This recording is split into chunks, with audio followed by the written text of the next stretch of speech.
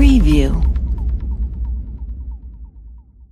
Just hours after a key ally expressed its commitment to backing the U.S. in a potential confrontation with North Korea, President Donald Trump on Friday renewed and ramped up threats against the rogue nation, tweeting that military solutions are locked and loaded should North Korea act unwisely. Earlier, Australian Prime Minister Malcolm Turnbull said his country would hate America should North Korea follow through on its threat to launch a missile strike against the U.S. territory of Guam.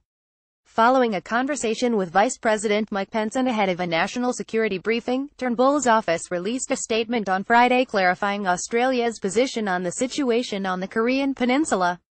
Turnbull welcomed the new round of sanctions on North Korea, approved unanimously by the UN Security Council, and expressed commitment to U.S. efforts to bring the North Korean regime to its senses through diplomatic and economic means. Daily emails and alerts get the best of Newsweek delivered to your inbox. Prime Minister also mentioned that Australia is ready to support the U.S. in a possible military confrontation, referring to the Australia, New Zealand and United States, or ANZUS, Collective Security Agreement. We stand shoulder to shoulder with the United States. The ANZUS treaty means that if America is attacked, we will come to their aid. If Australia is attacked, the Americans will come to our aid. We are joined at the hip, he said. The American alliance is the bedrock of our national security.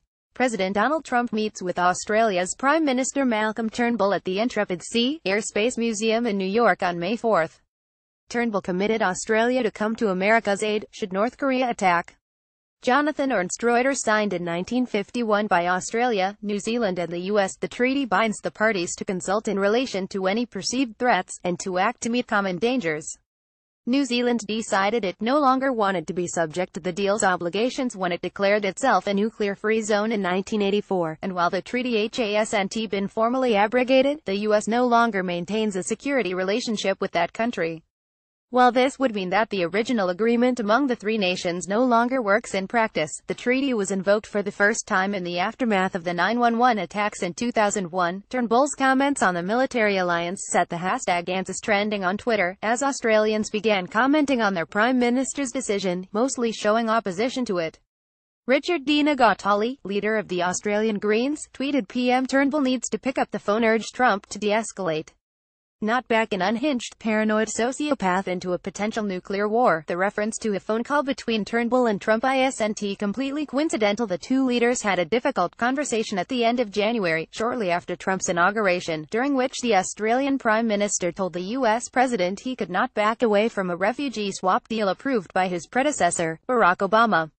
According to transcripts of the phone call published by The Washington Post last week, Trump was furious at the situation. It is an embarrassment to the United States of America, and you can say it just the way I said it. I will say it just that way. As far as I am concerned, that is enough, Malcolm. I have had it. I have been making these calls all day, and this is the most unpleasant call all day. Putin was a pleasant call. This is ridiculous, Trump said. Calming Trump's protests, Turnbull promised, you can count on me. I will be there again and again. That phone call wasn't the only rocky moment in the Trump-Turnbull relationship.